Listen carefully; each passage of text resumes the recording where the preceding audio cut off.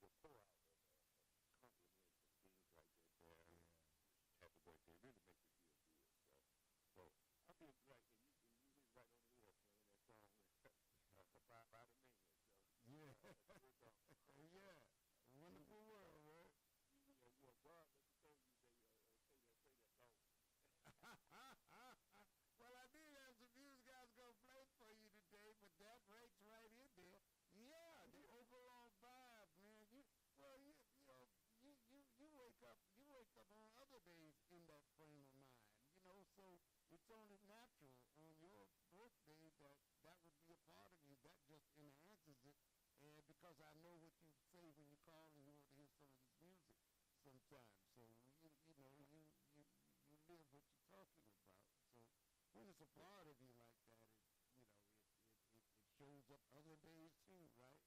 Oh yeah. Yeah. I always tell my kids and my family, we'll see you have, hey, be great today and thank God for everything, Yeah, and yeah, just do the best you can do, no matter what comes. Cause you're not. It's gonna be up and down world, yeah, so yeah, yeah. you be a better up. Well, Don't take it down.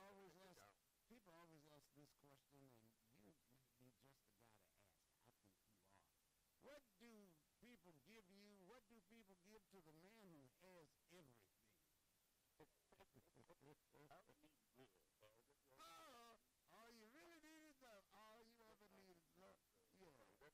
That's how. The world go around. I had this example. I prayed before I go to work every morning when I Yes, drive. sir. I prayed to God that God let me be helpful in my job today and help anyone that needs it, and just have a great day and for me to be great. Yes, I sir. get to work. As soon as I get to work, Yeah. somebody decides to pay me up. That's That's service. That's service. Yeah. then I get out there and right before two people work at this time. Excuse me, sir. Can you help me? Yes. That very kept. I asked Yeah. God, I prayed God to let me help people. But that Yes. was soon before I even punched in. Yeah. Yeah. Yeah. People are out there. Just shows that what you got. There's a great demand for what you got, big fella. There's a great The demand. whole thing just seemed like that word help just came out of other people. And Yeah. I said to myself, man, God just answered prayer. I asked him to Sure. let me help people. And people walked up to me and said, can you? That was the first thing they Yeah. said, good morning, can you help? Yeah. I had about 5, 6, maybe 10 people say Yes. that Yeah. before Yeah. I went to work. And it was just so amazing. It makes you feel God makes you say, hey, I answer prayer. You Yeah. asked me to do Yeah. that? Yeah. And it's fine. And I'm showing you how much of it you're going to get. Yeah, I'm showing you abundance and abundance. No matter what we got, what we together, Yeah. politically, family, Yes. everything. All you need is love. Yeah. Don't Yeah. think about it. No matter what your finance look like. Love may not pay the bills, but love's gonna keep you in the right direction. All you really need is love. What is that, the Beatles? Is that the Beatles who did that? Yeah. Yeah, it was the Beatles. Yeah. Yes, sir. Well, I appreciate you. I want to say I appreciate you You guys. doing some Great job. homework out there. I'm seeing you doing some. I mean, you out. When I say homework, I mean literally. You out there doing some homework, aren't you? Sometimes. In the yard. Yeah. Well, I had to do that this morning. I had to get it done before it got hot there. So Yeah. it's Yeah. gonna be 100 or something out here. So and the thing, inspiring thing, I got a neighbor. He's got to be in his 80s, and he's out in his yard every morning with the cool towel on his head, his little hat, keeping himself cool. He get out here. He's out here about 7 o'clock, and he waits till about 8:30. Yeah. Out there watering his grass, and that's what he does. I see him looking at him right now. Yeah, he's out there. I mean, he keeps his job better than some of these youngsters out here. Right. Yeah. Yeah. Yeah. So, All he's a right, good man. boy. That is Yeah, great. also one more shout out to you guys, you, Ralph, John Sam, Michael Harris, guys, for all the things you do, and helping me to be involved in the radio station on my little commercials that we got going. I Sure. appreciate that. Sure. And for me to get a voice on the radio, because whether it's a good voice or bad voice, it's still a voice. We're good. We're good. We're good. We ride together. I We're all right. appreciate you guys for everything you guys do. And I'll be up there Thursday. I'll see you up there. Oh, okay. All right. All right. All right.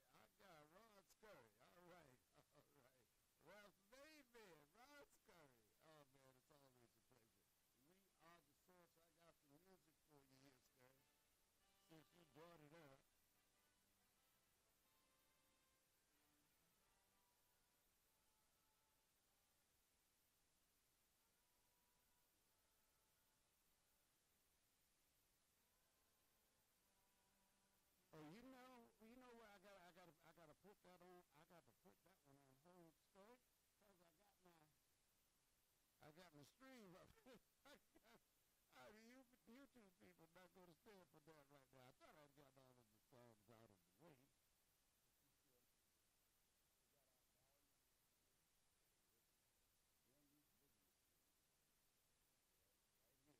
On the source. We thank you. We thank you for being here with us this morning. Yeah, yeah, we do. Yeah, we do. Let's take a look at some of the things that we got going on, bring you up to date on some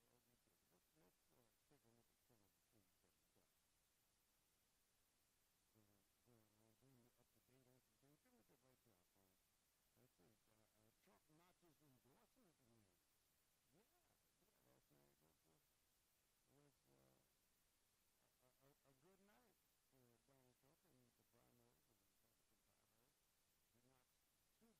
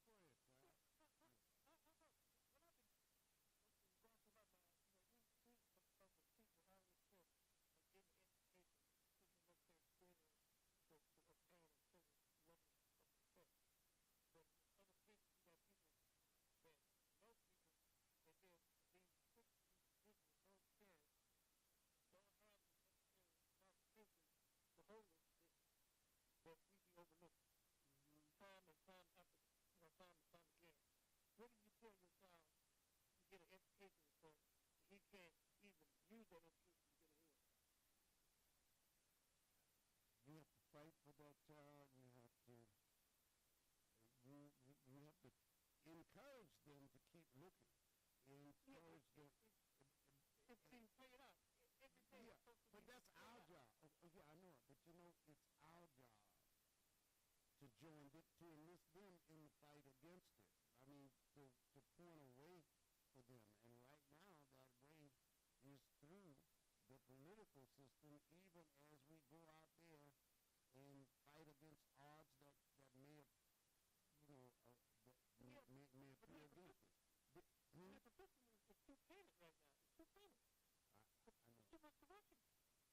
Right. And that's on us, the voters, to get to help them through. It depends upon how old they are. I mean, and they must join in. And because if the system is corrupt, the only mechanism we have to combat that is our vote and making alliance with other people who feel the same way that we do. And I think you're seeing some of that. Pay attention to what is going on now. The conversation about corruption is moving to the forefront now in ways that it hadn't registered before. But this administration has done so many things that appear to be corrupt and are being investigated. I don't think it might land differently. Now, it's looking like, because due to the fact that people's own financial standing is shaky, they are paying attention to where their money is going. And they can't see it going towards anything that is benefiting them or their family. And you're pointing one out now. You got children. Your children are struggling. Barron Trump just made $150 million, I think it was. Just made $150 million. His dad, he didn't go anywhere. He went to school, but he hadn't had to born an egg, right? And he's got $150 million while your child, our children, go to school, and other children. Sometimes when I say our, people think I'm talking about only black folks. I'm talking about people in the middle class and below. And some people who are in the upper bracket of the middle class, they're not super rich. They're not. So that money is being transferred out of these communities, and it's going to the people at the top. So, I mean, it is a struggle, and we said, the DEI movement was going to hurt more than just the people that they thought were going to be hurt. A lot of people being hurt by it. There's been a lot of talk about this Project 25, but I think they've got another project that they're working on that we're not even aware of. It hasn't come out yet. What's that? Making all these things. Project Elimination? Yeah, they've got different projects that they got in place coming up with. So I want to bring some up to your attention. Go right ahead. I don't know if you heard or not about Roadhouse. It's been circulating on the media that some of the employees, somebody. Oh, yeah. You anything about that? Yeah, I have. What's your take on that? Oh, my take on that is that the poster who put that up has wound up saying that it was a false post, and Texas Roadhouse itself came out with a statement about it. They said there is no such thing that has happened. They've done an investigation, and they have not been able to find anything. But look, let's explore it together, because I just read it yesterday. Texas Roadhouse says racism, food tampering allegations are 100% a hoax. And this article, in case you want to know, it's written by Salim Martin, and it's in USA Today. It says Texas Roadhouse is addressing online assertions that employees are tampering with Black diners' food, calling the allegations a hoax and saying it is hiring a third-party firm to investigate them. In a now deleted social media post, allegedly shared in a Facebook group called White and Proud. A user named Nancy Smith said they worked at an unidentified Texas Roadhouse location and was in a pact with other white servers at that restaurant. While it's unclear whether the page that posted the message is a real or a parody account, the user said in the post that some servers at both Texas Roadhouse and Logan's Roadhouse plan to, and they describe what it is. You know, I mean, it's not gross, but it's like it's touching the food improperly and then before serving it to black diners. The user also purported in the post that this has been going on for a while, or at least since April 25. It started. Look, it started since the killing of that white teenager, Austin Metcalf. You know, Carmelo Anthony. So, and it started right after that. It started. Well, that's the thing. I'm inclined to believe that. Just me personally. You ain't got to worry about me taking all of this. I was thinking about that. I'll cook my own food. What I need to cook. Yeah, there ain't no extra seasoning. Oh, yeah, you'll get spicy. Yeah, okay. Okay. Thank you much, I appreciate it. All right. Thank you so much, as always, man. As always. I appreciate it. Okay, let's get to you. Hello, caller. Are you there? Yeah? No? Okay, that's the call I went back to, but that line seems to be busy. Hello, caller. You're on. How you doing, Uncle Pete? Well, DJ. All right, man. You all ready for the preparedness and whatever comes up next with the environment? I know you on top of it all. What's going on, brother? Oh, yeah, good brother. What's going on at the temple, man? What's going on at the mosque? What's going on at the mosque? Yeah, Mr. Abdullah has sent that text out, so I had sent it to you. Yeah. About the disaster preparedness. That's all. You know, kind of keeping the people aware. Absolutely. But I'm really looking into now with the information dealing with earthquakes. Okay, good. More than anything like that, I'm gonna share some stuff on that. But you know that we need to be aware of that too, because do you remember that time when I think what's that? I'm trying to think of where that took place, where they had an explosion. I kind of distance from Houston, but the rumble, you can actually feel the aftershock. I think it was somewhere in North Texas, I believe, or maybe not. Maybe it was. No, I think it was more west. Okay. West. I'm gonna look up and find out. But Uncle P, on that food thing, you know, is that really too far to believe? No. I remember the first book that my cousin gave me to read. It was called American Hunger by Richard Wright. And Richard Wright talks about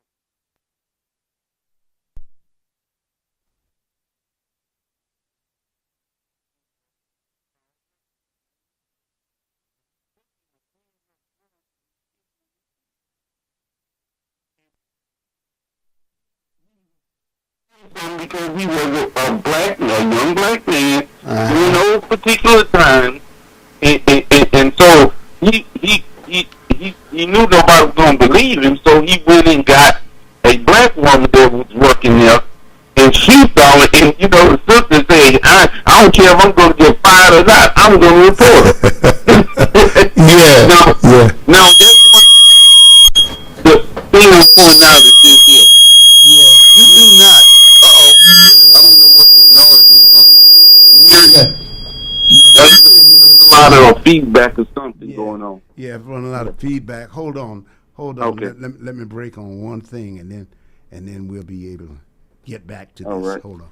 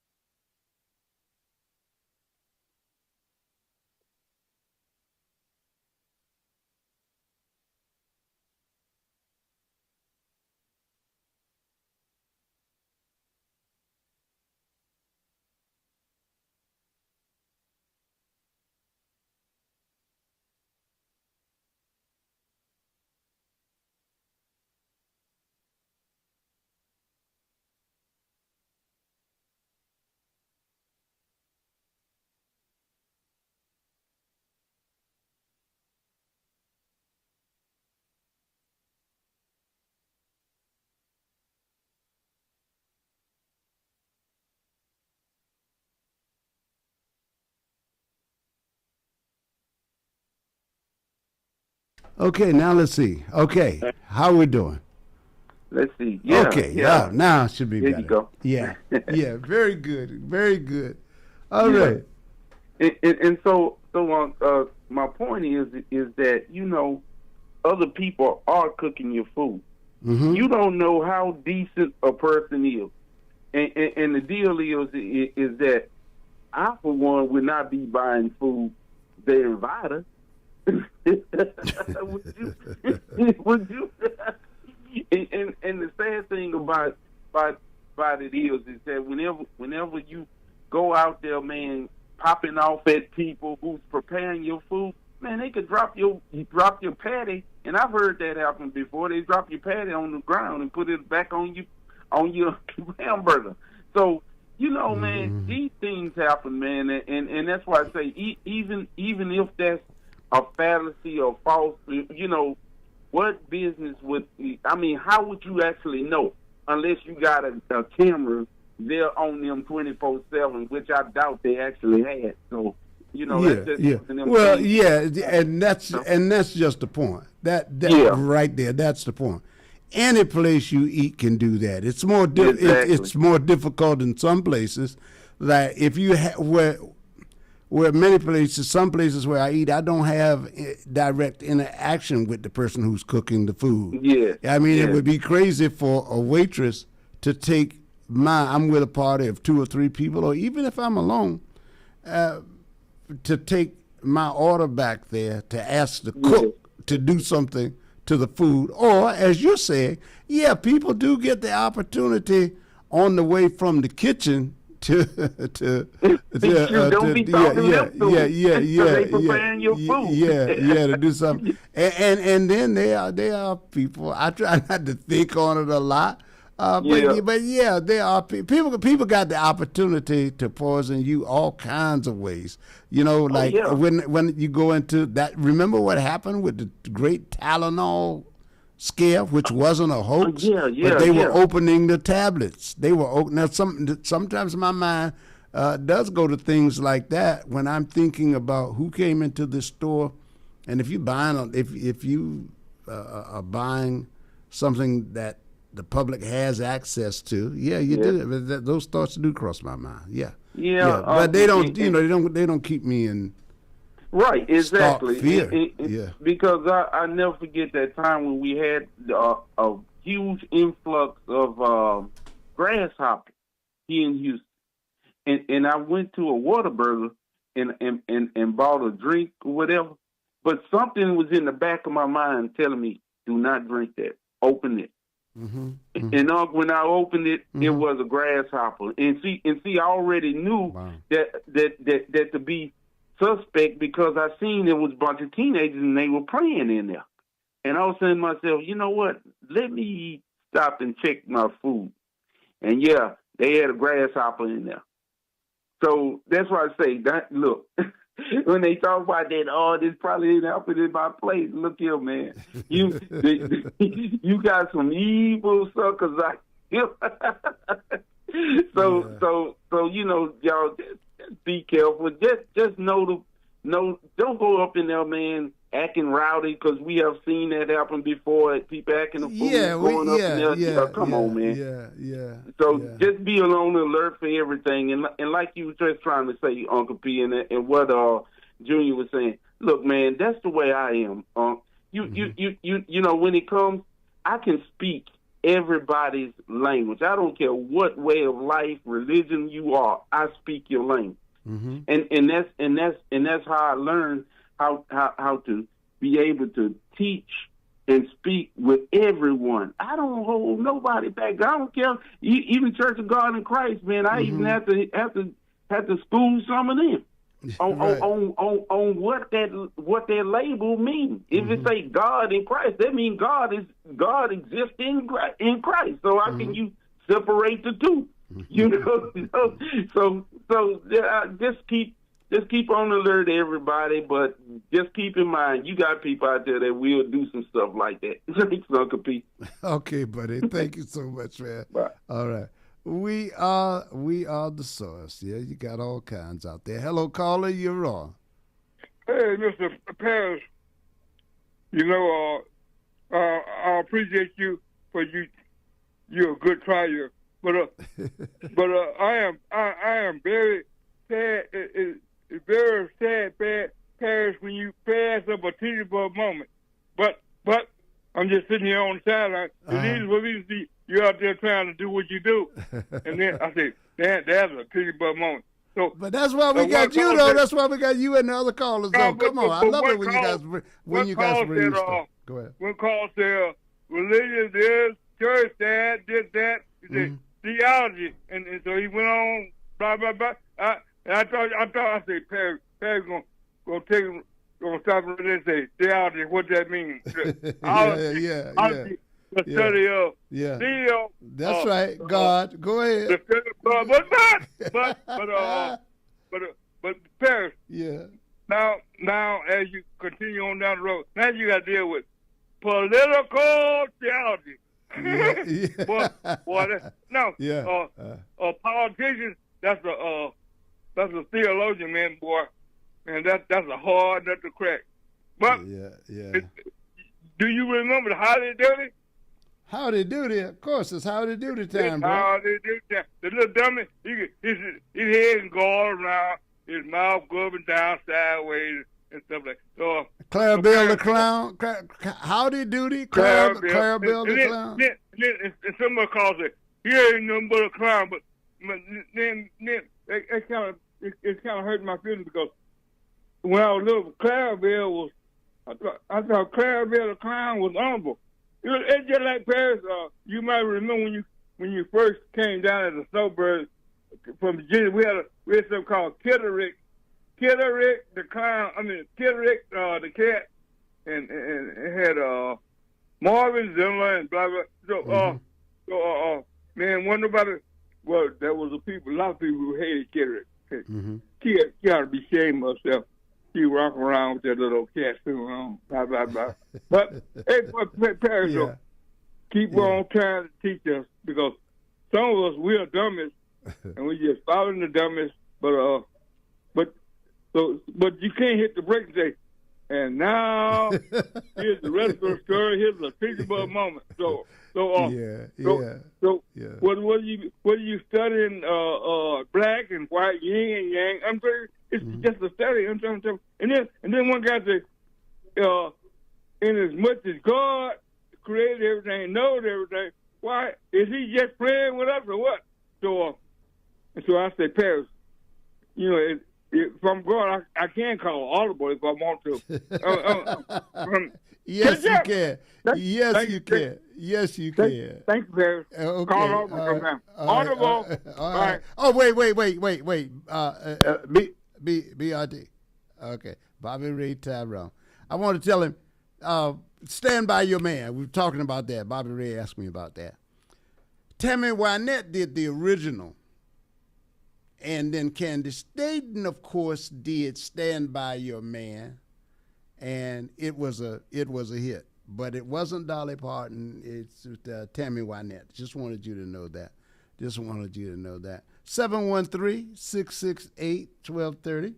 And yes, sometimes there are teachable moments that I'll let go by because I'll look at the lines and I like to get to you guys as quickly as I can, and I don't want to answer while I'm on the air because I know that bleeds out through the microphone so you can hear me answering. I try to keep that to a minimum. I work to keep that to a minimum, so I just let the phones ring until I get to them now, so you can understand that.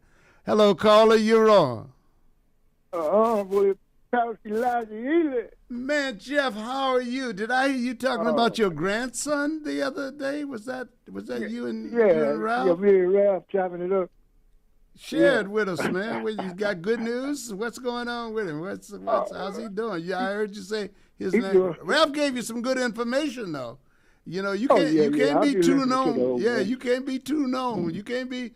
Yeah, like he told you about Michael Jordan. Michael Jordan is known. You still. I be listening to the old man. I try to give him a hard time sometimes. What's going on, buddy? What's going on? What's your grandson's name? Elijah Smith. Oh, Elijah. That's you know I love that name, Elijah. Yeah, good. Sometimes he sends stuff over the internet. Okay. Send pictures or whatever. Sometimes he don't have his name on there. Yeah, sure. Well, now, what is he playing? Ball? He's playing ball. What is he doing? Yeah, he playing football. On the college level. Okay. Yeah, this year he's playing on the college level. Should we know any more about him? I mean, is the college? You want to mention the college name? You're free to, or you're free not to. Yeah, he's in San Diego. San Diego City College. Okay, but he's playing that ball and he's doing well, huh? Yeah, he's doing well. Well, he comes from among us, right? Does he? Yeah. Okay, he comes from among us, too. That's cool. That's good. That's my daughter. My daughter's oldest boy. All right. Oh yeah. Good for you, Elijah. I'm rocking with you. Now that I found out, I'll be rocking with you. I'll be checking on you on Facebook or somewhere. Okay. Yeah. He'll be coming on. Yeah, man. He'll be coming on Facebook. Yeah. Yeah, man. But what's wrong with Mr. Trump, man? I don't know. I don't know. What have you noticed? Everybody's noticed something. Depends upon what you want to identify. Yes, sir. Especially when it comes to the military. Oh man, man, that is it's ridiculous. This, look, I'm gonna be performative here, as a cup of coffee would say. I'm gonna say, man, that breaks my heart. what he's doing. But that's more of a statement for you to make because you truly spent a lifetime there. The military was even those of us who were not lifers. We were even those of us back in the day who were draftees. After we got out of the army, you always held a tie to it, an affection. You go to when I meet veterans over at the VA hospital, it is a club with only a few million members, but they matter. They matter. And Hegseth has tried to make a mockery of it, man. He has tried to make a mockery of it. So, are you up on there's an article in ProPublica about how the generals tried to wave him off of this thing that he is doing, this thing about the warrior ethos and lethal. The top commanders told Hegseth not to cut civilian protection programs and some of those other things that he wanted to do, but he did it anyway. He did it anyway. Yeah. He is one racist guy, man, and that was the main thing in the military. You could not be that way in the military when I was in there. You couldn't even, you couldn't even act. You couldn't even say any kind of derogatory word toward another individual outside your race that was derogatory. You couldn't even say that, man, or you was going to get your butt. Well, see, you could when I was in there. We went in. When I went in, I know it. When I went in, it was shortly after. Who was it? Truman, who integrated it. He was before Eisenhower, wasn't he? So it was Truman. Yeah, and he had the integration of the Army, but boy, they had some racist people there. But you know what though? So they had fought against Truman in the 50s. So remember when I went in, it wasn't that. It was still kind of new in some places. For instance, they had very few black officers. All right? And I remember the first black officer I saw, his name was Captain Shamley. He was over our firing battery out at the Travis Air Force Base. We were attached to a RADCOM, Army Air Defense Command, with the Nike Hertz. And he was the black captain. and he used to stand up there and tell us. He said, "Gentlemen, I am probably the most controversial GD captain in this outfit." Because he caught hell for it, but he was natural. He was himself, and I could see how he got to be a captain because he was hard and strong, and he wasn't sucking up to anybody. I mean, he was a young captain, and he talked plenty smack, man. And the guys loved him. The guys loved him. Yeah. But boy, those old warrant officers and the guys from that crew who had been around for 20 years, 15 years. They disliked it a lot, but he kept on soldiering. And then finally, after I got out, slowly they kept building the officer corps. So then I got to see. I watched young guys. I watched a young friend of mine, Norman. We used to call him Chopper. Alex Norman. He became a major in the Marine Corps, right? And he had just graduated from Southern University.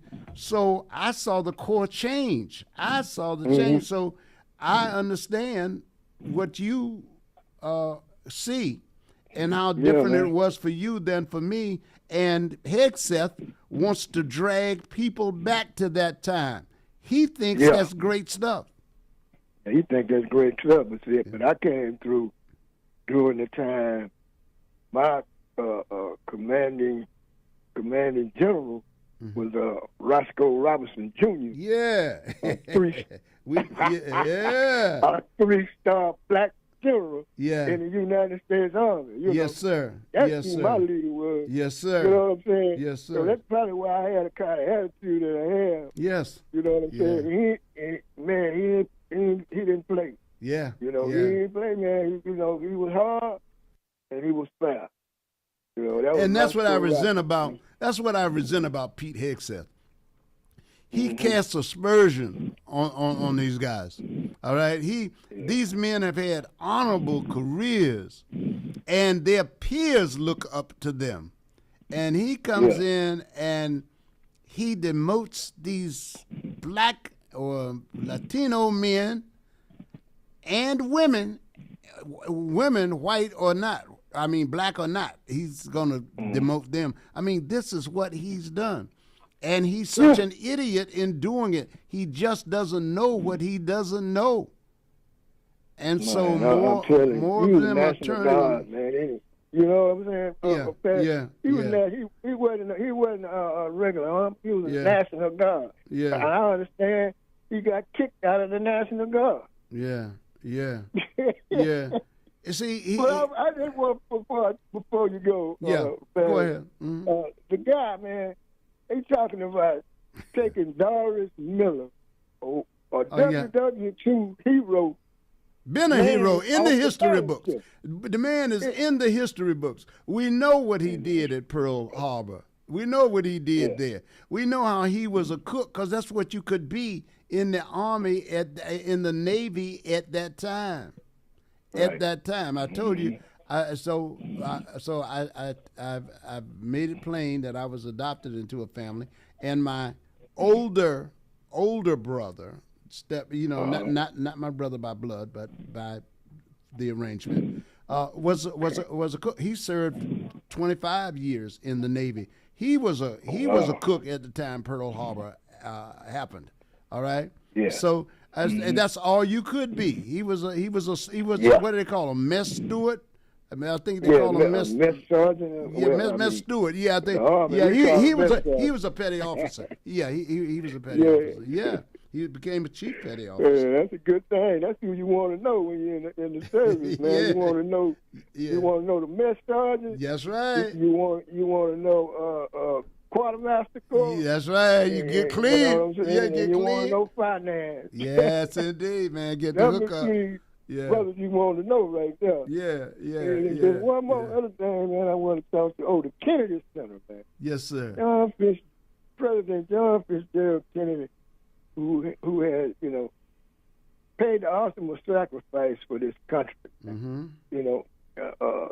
He was fought in the South Pacific. Mm-hmm. Then he come back to the United States, President president and lost his life.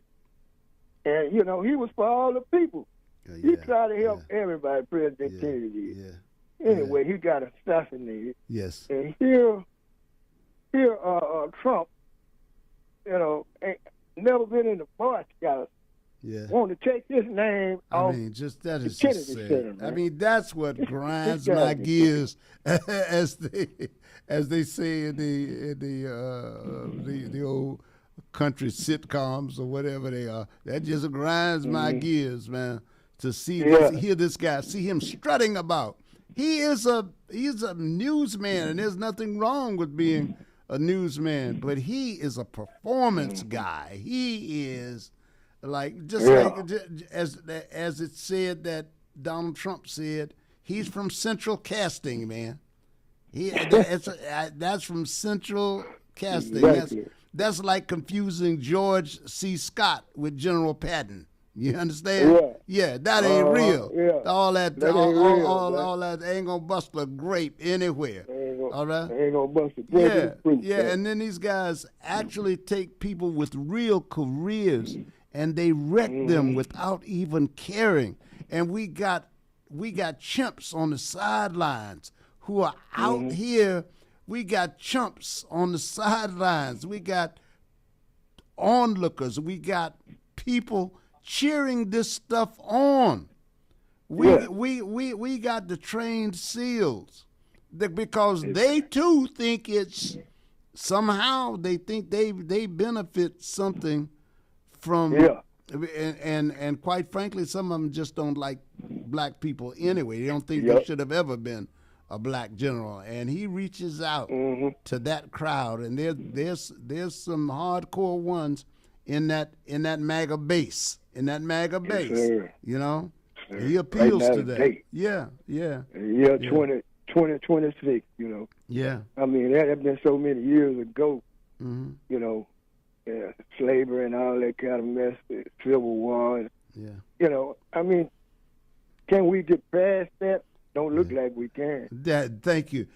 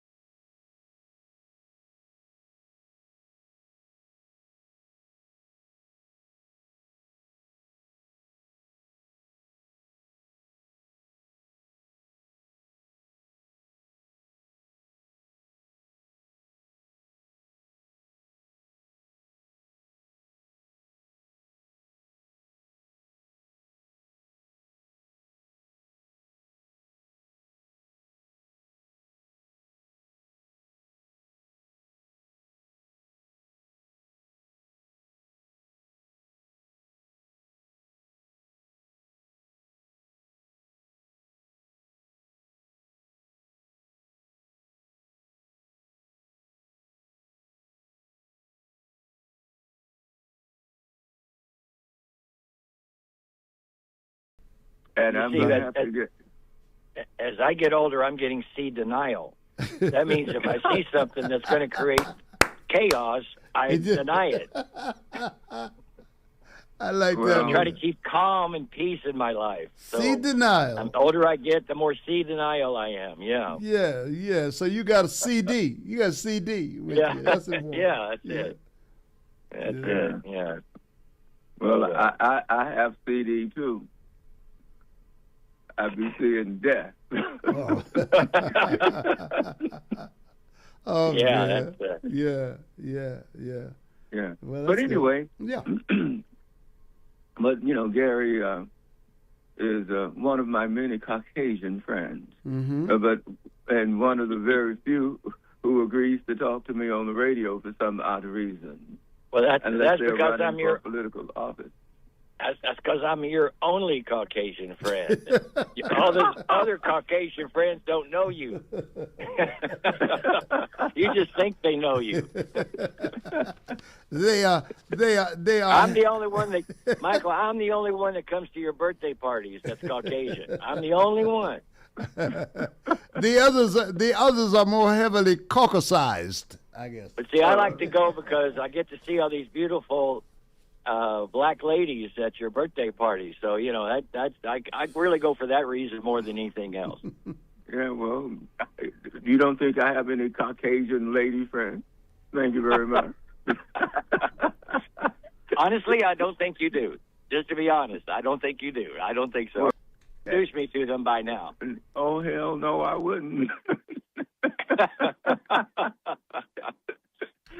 I try to keep the friends that I have. Women, no offense, ladies, but so many of you gravitate toward money. Well, so my this lady that I'm dating, she's Mexican. That's my genre of preference, and she was saying to me that, she said something about her miss, and I went, her miss? What, you miss somebody? That's a woman? What are you talking about? She goes, no. She says, I want Hermes sandals. I went, oh, you want the brand Hermes. Oh, I got it. So let me tell you how she shops. Language barrier. Can I just take a second to tell you how she shops? We were in Carrabba's over on Voss, and there was people sitting at another table, as you might expect. And she's looking down and looks at this lady's foot, and she has on some sandals. And she says to me, those are the sandals I want. So she takes a picture of this woman's foot without this woman knowing it. And we don't talk to them because they're kind of like in an argument. So we didn't want to ask her where she got them. And I said, well, baby, you're still kind and sweet to me. I'll buy you those sandals. Those are Hermes sandals for $1,100. So we're on our way to the Hermes store right now. And I think she's going to buy them because we're going on vacation tomorrow, and she wants them for the trip.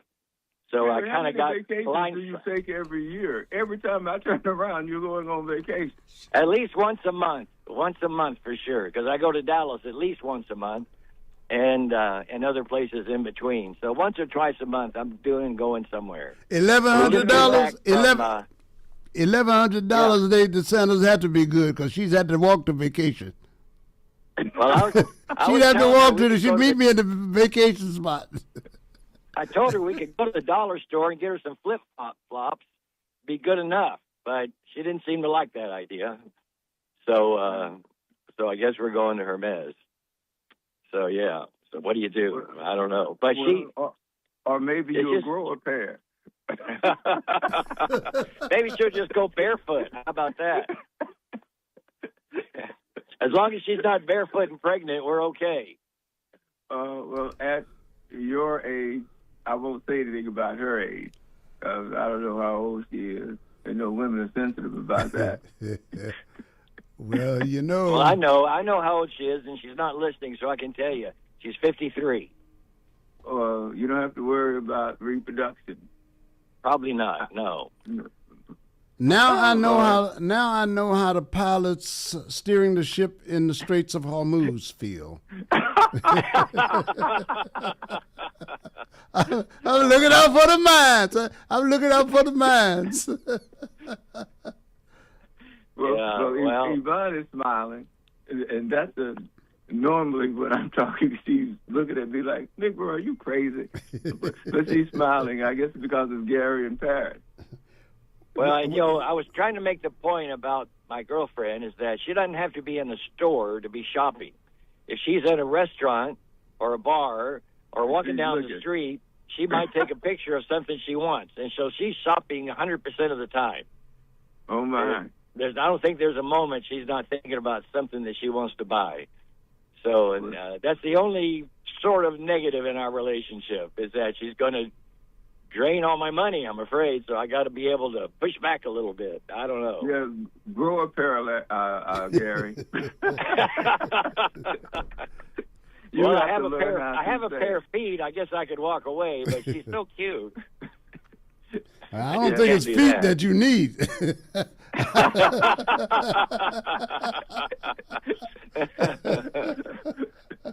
Oh, my. Johnny Gill. Yeah. Yes, indeed. Well, we've had the Michael, Gary, and Paris show. Yeah, yes, indeed, man. Oh, and you got Junior on. I don't. Say good afternoon to Stephen Woodard too. Well, you know what? What's that, buddy? I guess I got started too late because what I was actually going to do, but I know Junior would take it personally. But after Junior, I'd really love to have some callers who can't get on because of the regulars. Okay. We need to. That's why I brought in Gary today for some diversity. Oh, good. I thought Gary was in the car, but I didn't figure his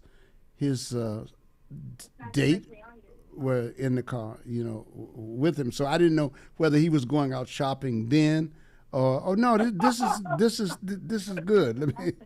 No, all I got to do is hand my credit card out the car window, and things happen. Oh, okay. My presence is not necessary for shopping to occur. That was in the fine print when I. Okay, let me get this call on for you guys then, and then you can go to your. your only presence that's necessary is at the altar and at the bank. When the tank is running low. Other than that, yeah. Okay, let me get this call in. Let me get this call in and give shouts out to Sergeant Stephen Woodard, my brother. Yeah, I trust he's doing well. Hey, caller, you're on. We got Junior. You're on with the two Hall of Famers. You know them well. Go ahead. Oh, like you're not in the Hall of Fame. Oh, you haven't been inducted officially yet. When are y'all going up? So November 7th. November 7th. I think it's. Well, 7th. I know they'll have a Greyhound bus for your Continental Trailways. Heck, who knows? Gary might even what do you call it? Lease a plane. Rob. I'm going to drive up there. I am going to go. Oh, I'll see you there then. You'll see me there. You'll see me there then. Great. Yes, sir. Great. Yeah. In fact, the last time he was there, he bought some big old thick steaks. But guess what? What's that? I didn't have enough sense to go buy and eat a 5-pound steak. Yvonne's been mad at me ever since. He drove off. All I could see was the black smoke coming out of the back of his car, and he's heading back to Houston. So fine, I'll eat that steak I saved for you. Oh boy! I did though. I did have a little dinner for all the people that came there. I had people drive down from Dallas and other friends, guys I play golf with and stuff. They all showed up and they came to the event, and then we went to dinner after that. And Michael and Yvonne was all invited, but they missed it somehow. So I don't know, but that's okay. Well, we got confused, and then I went to visit my good buddy Lee Davis, and Lee was about 20 miles out of town, and we loaded up, and we were going to leave, after dinner. Then it started raining, Gary, and I said, let me take my pretty cell phone back to Houston before I get flooded up here. But it wasn't personal, and I was really trying to save you money because I know you don't want to pass up a free meal. I know you well enough to know that knowing that's a free meal, normally you'd be there, but no, Well, it's good you visit your other friend. In fact, when I go the weekend of the 6th, 7th of November, I'm not going to be able to stay because the next day is my young lady's son's birthday. So we got to drive back right after the ceremony, and I don't know if they're having something Saturday night or on Sunday, but we're going to come back for that. But I'll be up on Friday and there for the opening reception Friday night, and then the event on Saturday. So who are you going for? Well, they're already going to be inducted. So it's Paris, it's J.D. Gonzalez, who was my VP corporate programming for many years at Univision and at Hispanic Broadcasting Corporation. And Pam Wells is there. Did you know Pam? Do you know Pam? I don't know if I was thinking she might have worked. The vivacious one, Pam Wells. The vivacious one. Yeah. You know, well, Gary and I were both married, until he lost his precious wife. We don't know any other women than our wives. Well, you know J. Thomas Smith, though, don't you? Well, he's not a woman. Well, now that's true. At least unless he's very good at makeup. Hey, what's up, Dr. J?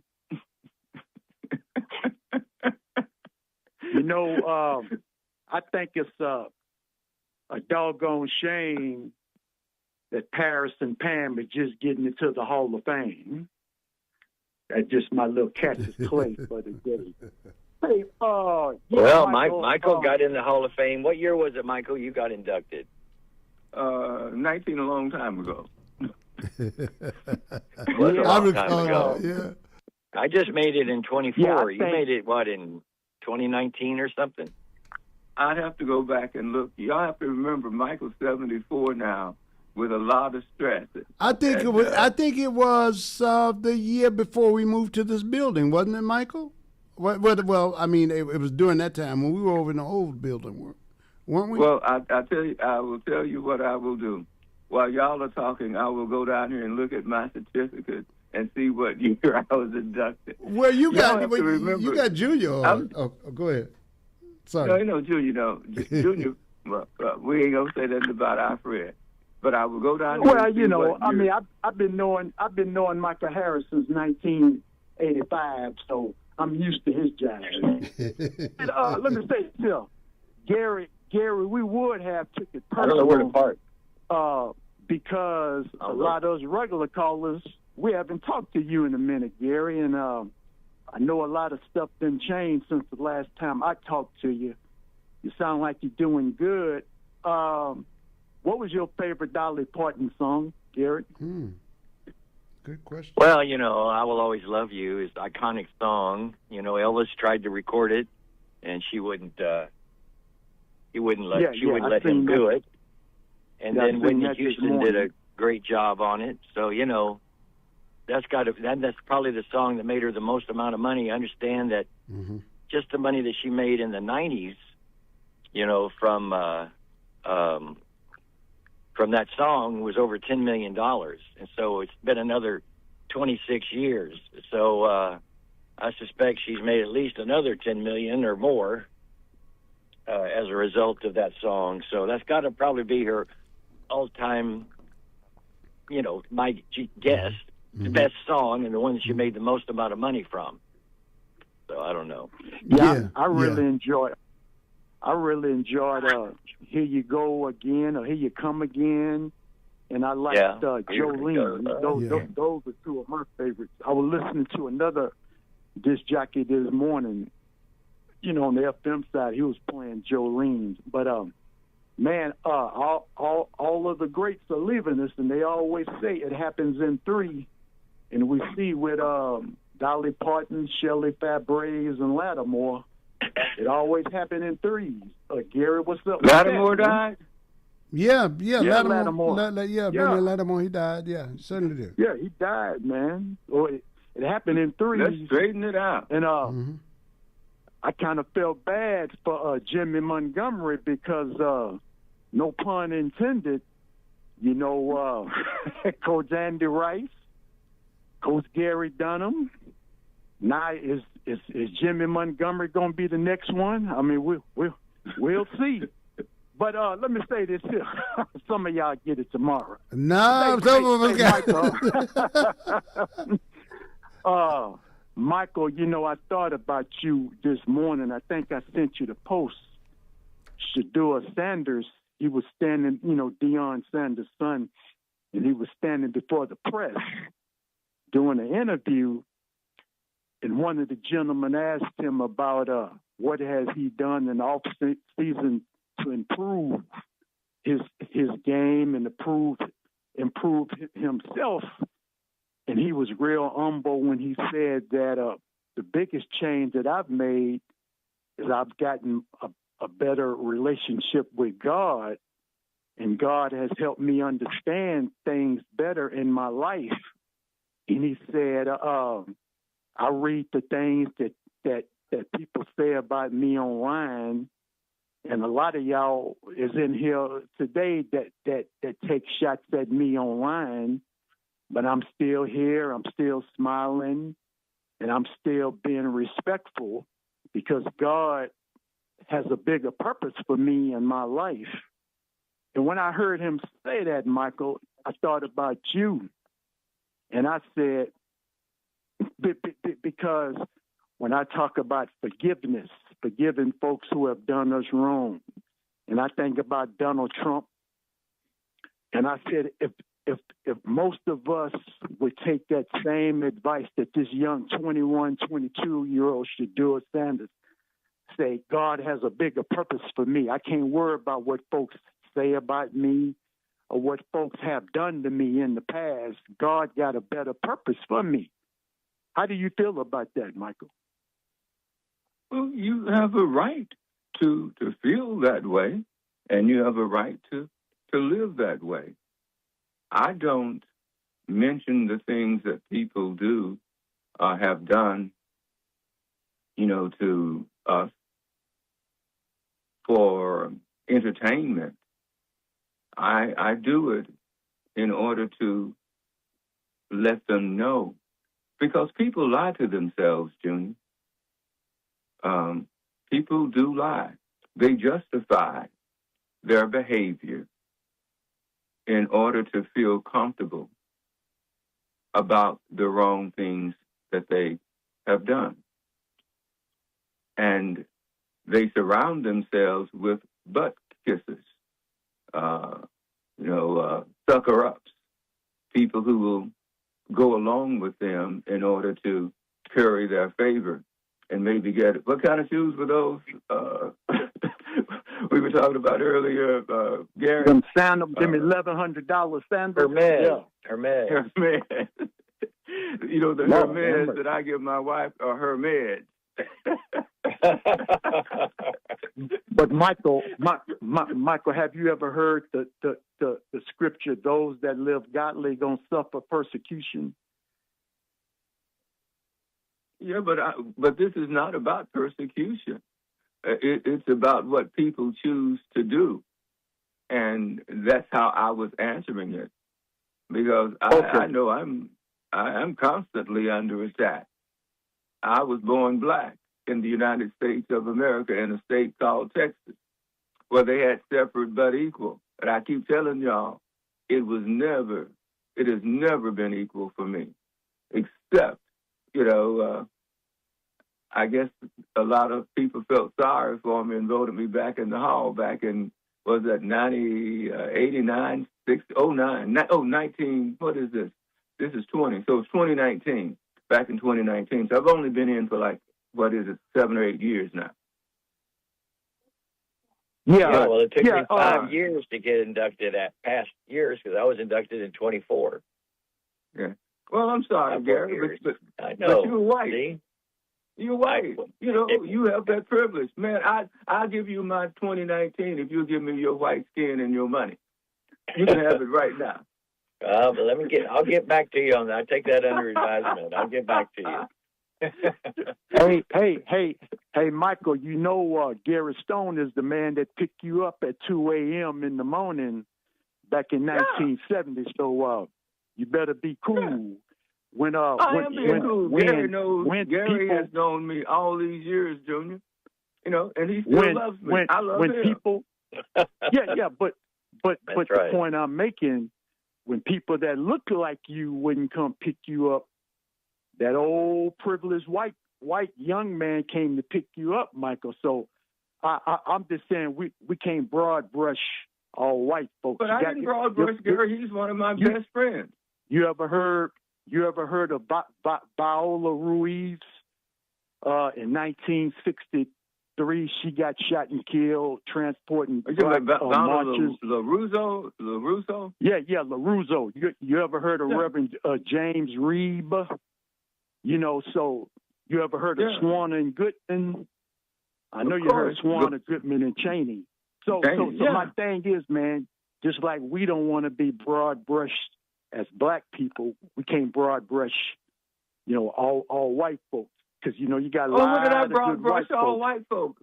Gary's Mike one of my best Patrizio. friends. I haven't broad brushed Mike Patrizio. Mike Patrizio is very, very good to me. I'm just speaking in general because a lot of people seem to want to take a shots at white supremacy and this and that. Shots at like white that supremacy should be taken, Junior. Are you serious? Nah, yeah, I'm dead serious. What restaurant can't you go in, Michael? What dressing room can't you dress in now? What does white supremacy have to do with what I thought we were talking about? Because you said you've been, and I ain't attacking you, Mike. We just rapping, but you said no, I'm not mad. I'm trying to understand. When you say stuff like "I was born black," I was born with the deck stacked against me. Come on, Mike. I was a bastard. But no daddy. But the point I'm trying to make is when the first thing I said was Shedeur Sanders, when he said that God got a bigger purpose for me, I can't take stuff up. Okay, I'm gonna use me real quick. I didn't say anything about what you said about Shedeur Sanders. No. That's the example I was using to try to help us forget about what negative things people have done to us or what people say about it, because I try to live my life now, no matter what I go through or no matter what people have done to me, it'll never be compared to what Jesus went through. And that's who we all strive to be like. But all I'm saying, Michael, man, is that if that young man have that mindset, we ought to have that same mindset, because most of us go to church every Sunday, Michael. Is we getting anything out of it? And notice I said we. I will answer your question this way. Personally, I think I have gotten something out of it. I treat my family right as far as I know. I don't beat my wife, don't beat my children, although I was falsely accused of doing something horrible to one of them. But that was, their problem. They tried to make it mine, but God was on my side because he knew I didn't do anything. But when it comes to, first of all, remember, this is a talk show. And we have to have discussions. And everybody, if everybody is in agreement, then there is no excitement. This is entertainment. Okay, well, how come when I say that I get attacked? But go ahead. I don't know what you mean. Have I attacked you for what? No, I'm not talking about you. I'm talking about other callers. I say that all the time. If all of us agree with Michael, for those people. But I can't speak for them. I don't know who they are, what they believe, or anything. I know that some of them. I told Paris that what a dull show it would be if we didn't have guys like me or Texas Mike or Barry. But go ahead. We all ain't got to agree, but we can respect each other. I'm listening, Mike. Okay, but we don't have to have people like you and Barry and Texas Mike in order for it to be entertaining. People entertain in many ways, but certainly to a degree, I appreciate all of you for listening. Yeah, we appreciate But- you, man. Well, okay. Well, I appreciate your appreciating. But the bottom line is this is entertainment. And before I go, Michael, It's entertainment. Hey, Michael, before I go, I seen a picture of Robert Brazil, Vernon Perry, and Kenny Double O Burrow.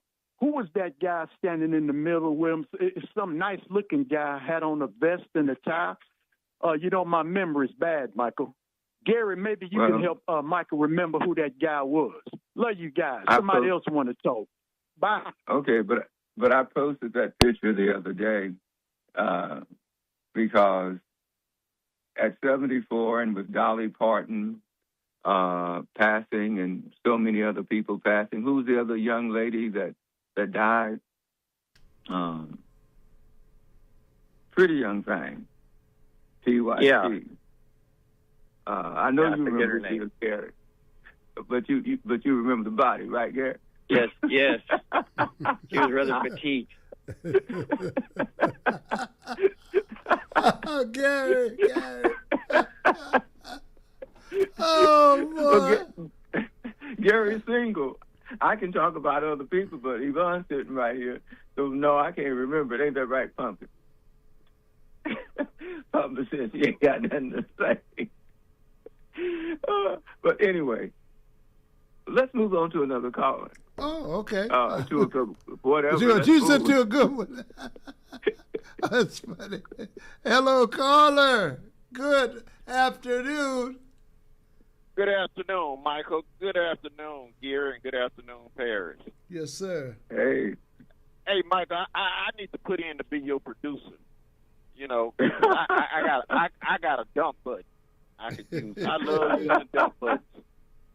Man, you can get more callers in if you use dump buttons, Michael. well, They unfaithful the last to you. person They who I unfaithful know to that you was anyway. dumped was me. Oh, man.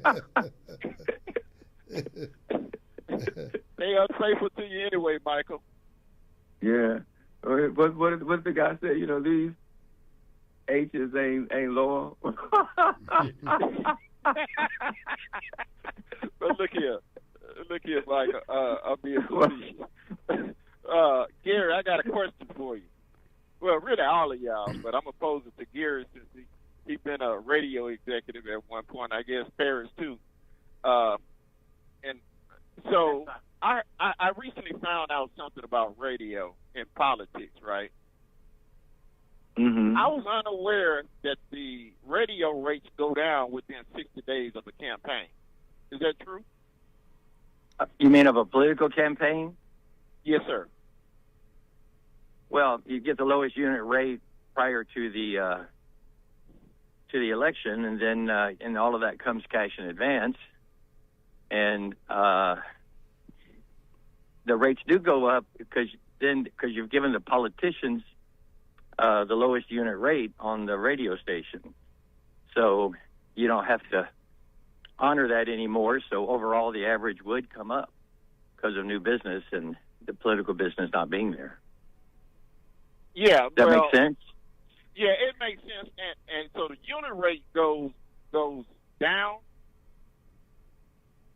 for political campaigns? No, you have to do an analysis to see whatever you sold the lowest price to anybody within the time period prior to the political season.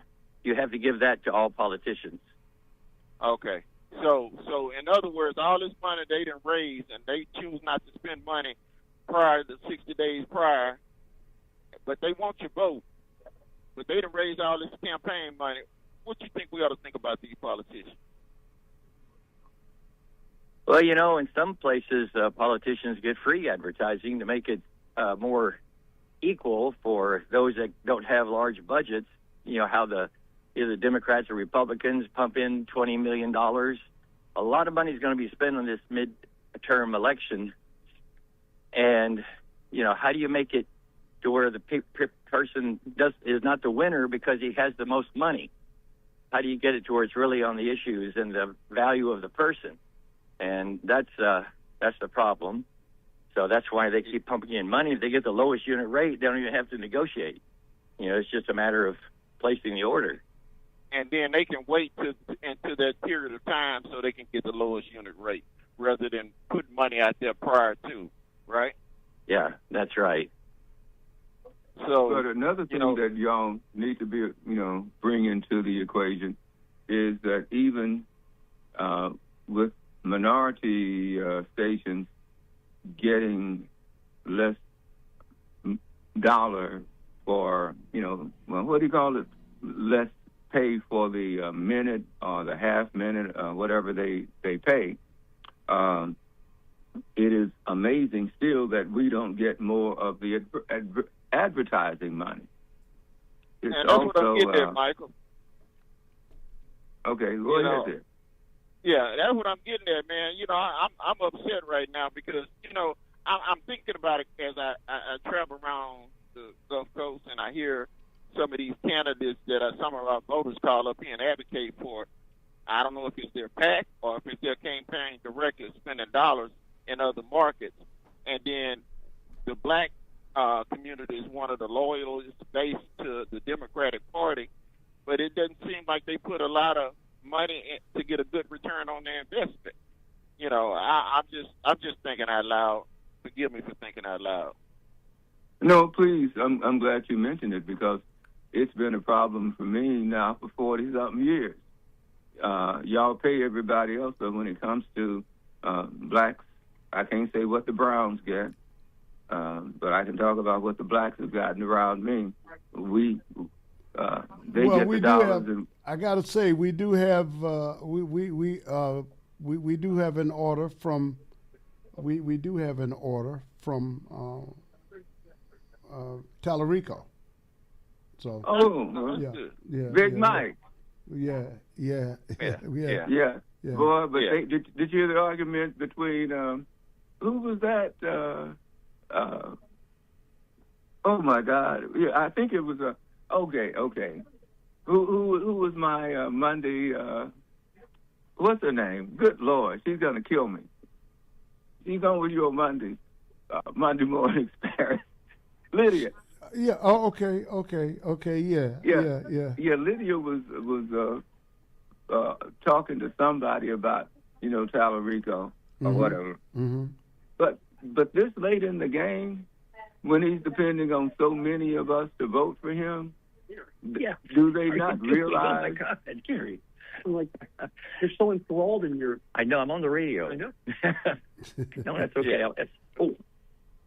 Yeah, but it ain't just Tallarico I'm thinking about it. I'm thinking about the DNC. I was just talking about it in general, how little money, really, I hate to say this, but I don't think white people like putting money in our pockets.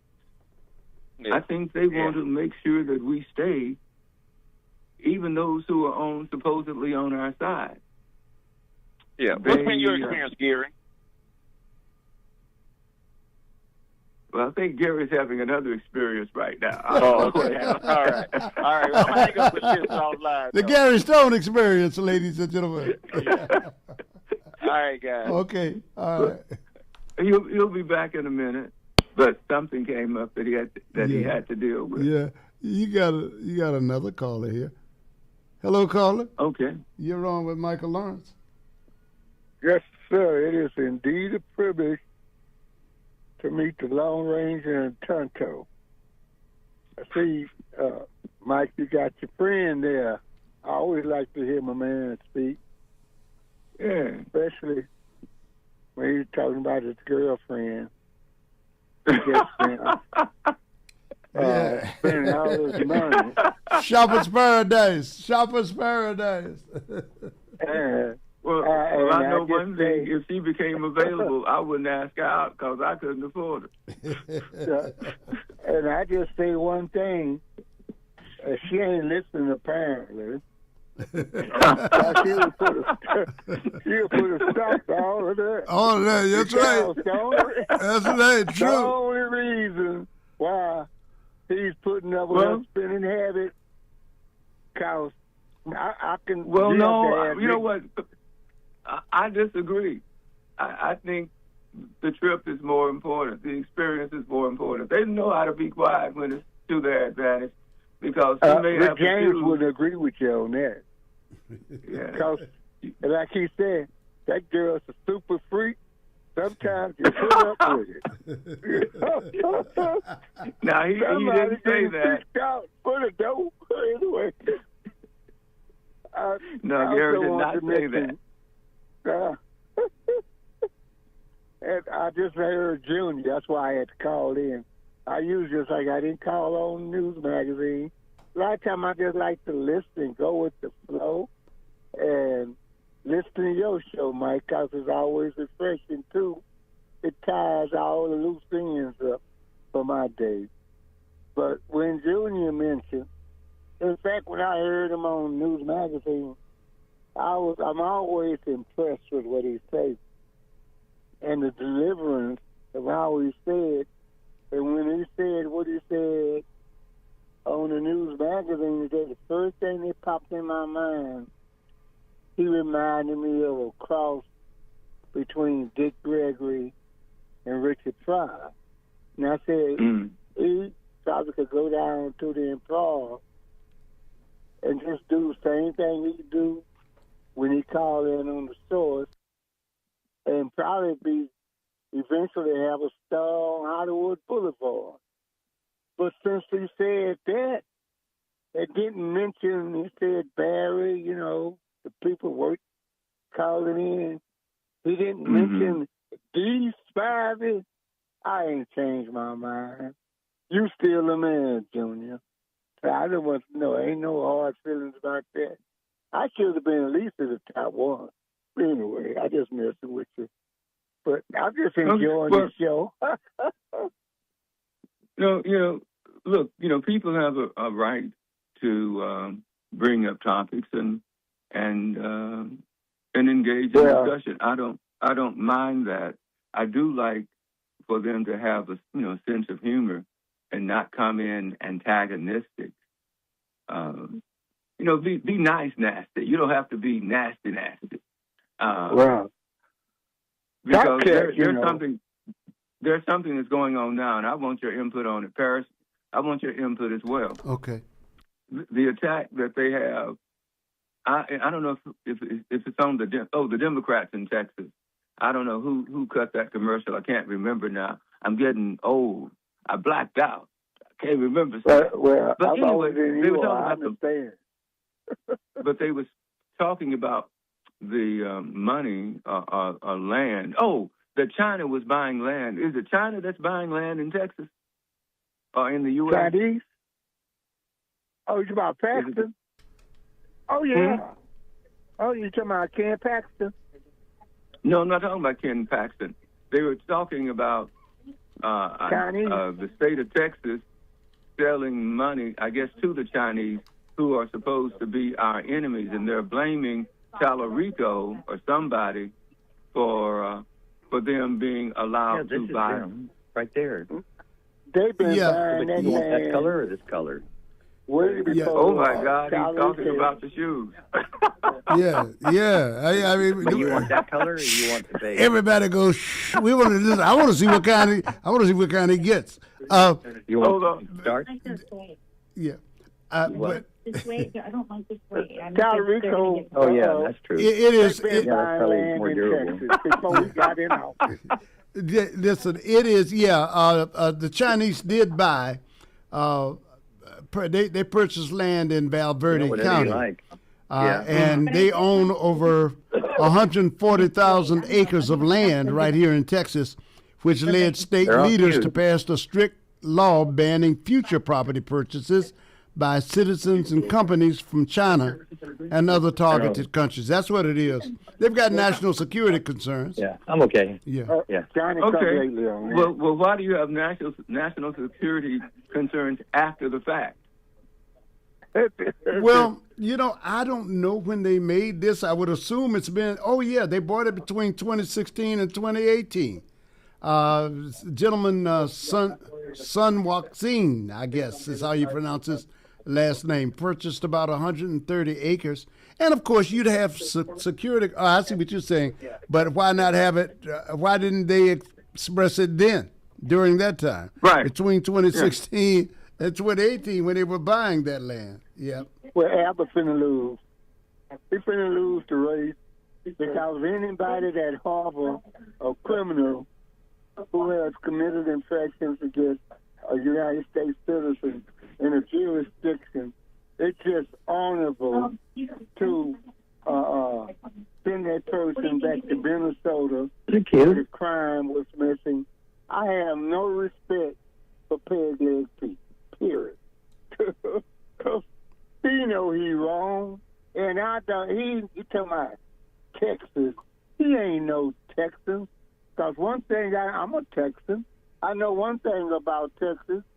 You're going to be fair, and you're going to be impartial, and that's about that. And I want that lady, Gina Hernandez.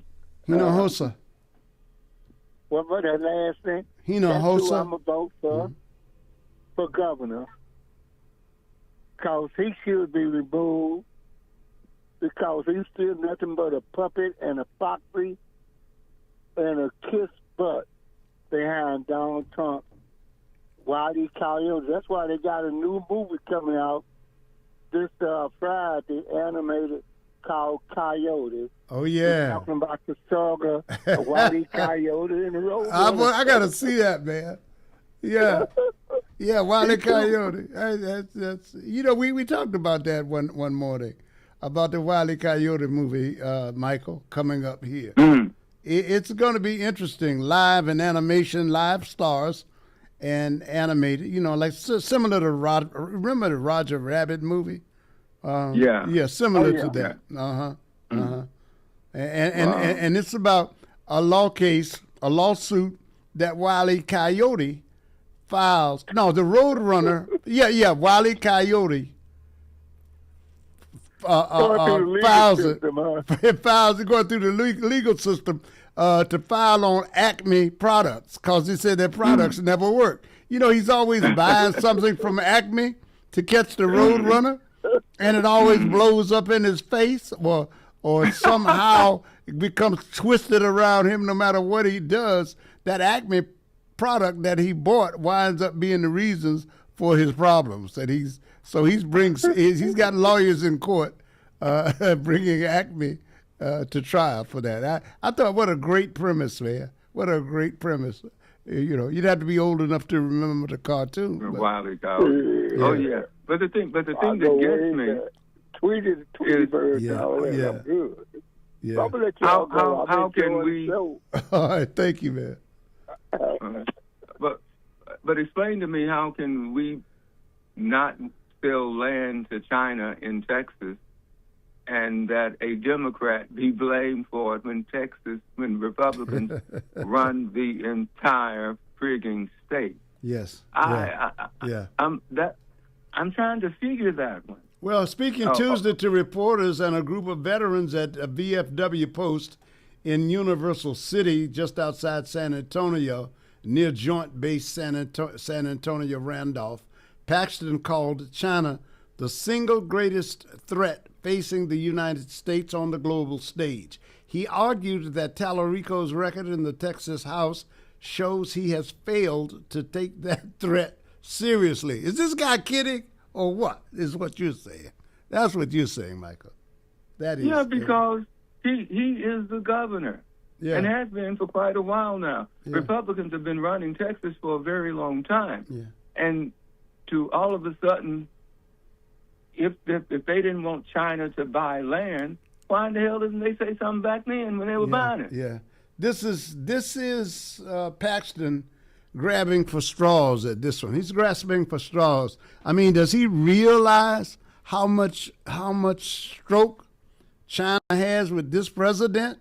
I think at this point he just has to have an issue because I don't think his staff thought through this, or they think that people are not paying attention to world affairs like that, and So they want to make China the boogeyman to tie it into. They want him to be the boogeyman to tie into the communist thing. So they can talk about communist China and then tie Tallarico into this communism move, and all Democrats are communists. I think that's the long play for them. I think that's why they said. Okay, but that's a dumb play. Yeah, it's an obvious play. But they're depending on a certain segment of the population. I hear people talking on television who say, "Well, we don't want the communists. I want to vote against communism." So, but for some people, that still works. Was it Venezuela that we invaded and took the president and have locked up over here? Yeah. Yep, sure did. So we can go to Venezuela. We can go wherever the hell we want to go, not buying stuff, but taking stuff. But they come here and buy something, and it's a crime? It's wrong? Come on. I don't get it. Who the hell are these people, and who do they think we are? Are we stupid? You know, they wouldn't have sold it, to tell you the truth, if they, this is all, in any powerful country, they can come take back the land. They can nationalize land anytime they want to. They don't have a problem because they know they've got sovereign domain here. So they'll sell you something. They'll let you build a company here. If you get past 51%, they can nationalize it anytime they want. So that ain't a big concern for them. That's why I say this is BS. Yeah. This is Ken Paxton's campaign. They are in a terrible period. The man's former workers filed charges against him. That's how he got. It's one of the reasons he got into the place where he was. And then his former lawyer went to work for Tallarico. So he has been, I say lawyer, and I think the guy was a former chief assistant to Paxton, and so he's got a lot of troubles. He's got a lot of baggage. He's going to have, like that $800,000 that they spent in South Carolina. They may almost have to double that number here in Texas because Ken Paxton's in a bad way right now. He's got a lot of baggage. They can flip it. They can pull it off. It wouldn't surprise me if they pulled it off, but it's a heavy lift. So he's got to come up with something, man. You know? But it doesn't make sense. Now, we have schools where the air conditioners aren't working right now in HISD. And probably all across the state. We've shut down schools. In fact, one school, they just have to send the students somewhere else while they go now and do repairs to it. I can't remember the specifics of it all. But if you're a governor and you have been waging war on same-sex bathrooms, right. In some cases, or trans kids not being allowed in those bathrooms. You sit up and let somebody buy thousands of acres of land in your country, in your state, and then all of a sudden at election time, you act like, oh, this can't happen? You're full of crap. You are full of crap. You're not doing your job. You're minoring in the major and majoring in the minor. And I don't understand how they can bring this stuff up and expect us to be gullible for it. Because they know that at least 30% of their base is. Because they know that. They need to keep that 30% and hope that somebody is not. Didn't they say, I love the, what is it? I love the, what did he say, poorly educated? Yeah, the poorly educated. Poorly educated. Yeah. I mean, come on, they got a whole spiel for them. The gullible. And don't forget, we went to, And was the it poor Argentina, where what's his name was, went down there and took Maduro or whatever the hell his name is. Yeah. And brought him here, got him locked up. Yeah.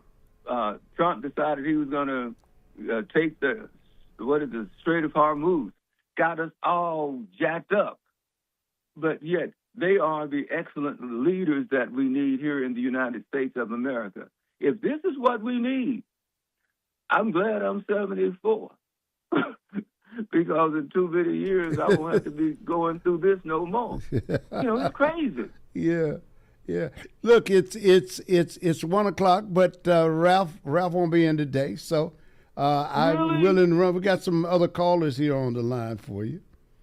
What is something wrong with little Ralphie? No, Ralphie's good. Ralphie's good. He sent me a text, so we're here. We got these callers on, so at least you can run it. I'm here with you. Okay, I'll talk to them if they want to talk to me. What did he say? Was that little Willie John saying talk to me? Talk to me. I can't imagine anybody not wanting to talk to you. Hello, caller. You're on with the Top Jock Hall of Famer, Michael Lawrence Harris. With another Hall of Famer, soon to be enshrined, Paris Elijah.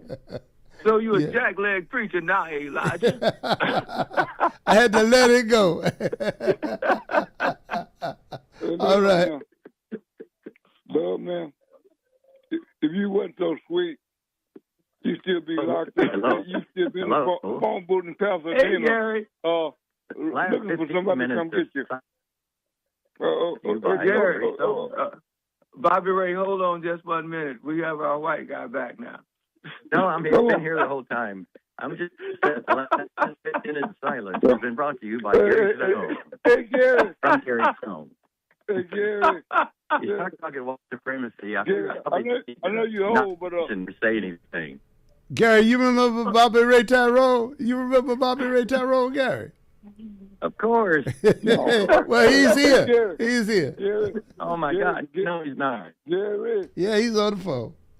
Gary. Bobby. A guy. Hey, Gary, that was a guy that's bigger than me. Said, I pity the fool. I pity the fool. Yeah, I know. And when I'm talking about Gary, if I was you, man, I'll go on down to the dollar store, get those shoes, man. And this, you say, why you do that? He said, I heard a voice came to me and said, Gary, I pity the fool. Hey, I need to ask y'all something though. Y'all a bunch of old dudes. Do you remember we had a very, very nice guy, and he spent about 3 or 4 years in Chandler. What do you think he was doing in Chandler? One of the Bush boys, old man Bush. What do you think he was doing in Gary? What do you think he was doing in Chandler for 3 or 4 years? I'm just, and now, most of the ports of Houston, the ports in the United States, and the toll roads owned by made in China. Hey, as I depart, I pity the fool. Bye. What was the name of that? Who said that? The guy with all the change, right? Mr. T. Mr. T. Mr. T. Mr. T. Yeah, Mr. T. Yeah. He was funny. Yeah. It is amazing how many people are dying that never died before. I believe they've said that in the world, 7,000 people die a day, or maybe that's in the U.S., I'm not sure. But, that's a lot of people. And you lose somebody like Dolly Parton, larger than life, with all her hit songs. Mm-hmm. Yeah. All right. So. I just heard a quote. Sold American. Here, hold on, guys. Yeah. My God. She even got him out of the house.